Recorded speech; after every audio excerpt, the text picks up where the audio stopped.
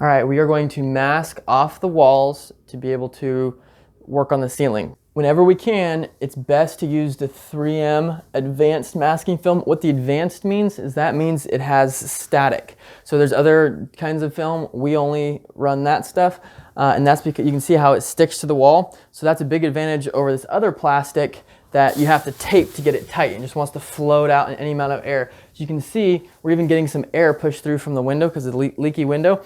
There's no tape holding this down, and you can just kind of pull it down with your hands. So if you're masking off walls to protect the ceiling for ceiling texture, for popcorn removal like we're doing here, for ceiling painting, crown, anything where you need to protect the whole wall, this is what you can do. So there's two different methods. The first one here is using the masker. So you have to make sure that you have the sharp blade on the masker. This is for film, and this film here has multiple layers to it, so that's why you have to have the sharper blade.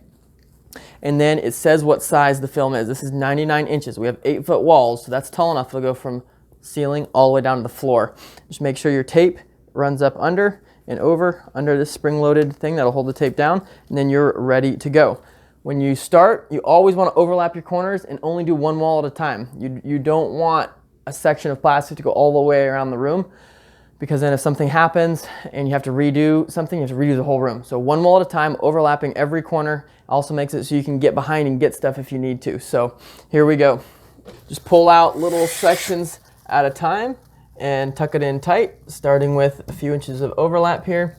And then we're just gonna go about 1 foot at a time and press it in tight.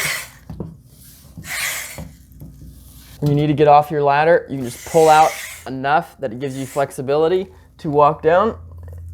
And when you are in the corner, also make sure you tuck it nice and tight, because you don't want to create a spot in the corner where overspray or anything like that can get down. Okay, now you do want to keep it taut enough that's not going to fold into itself, because it's very hard to get the tape off the plastic as you go. So the same thing, if you pull it too tight, sometimes you'll stretch the tape and it'll make it hard to get a straight line. So you're just pulling it snug and then pressing it in, then going back and sealing it off. So just press it in, go back, run it. It's the easiest way to get a straight line.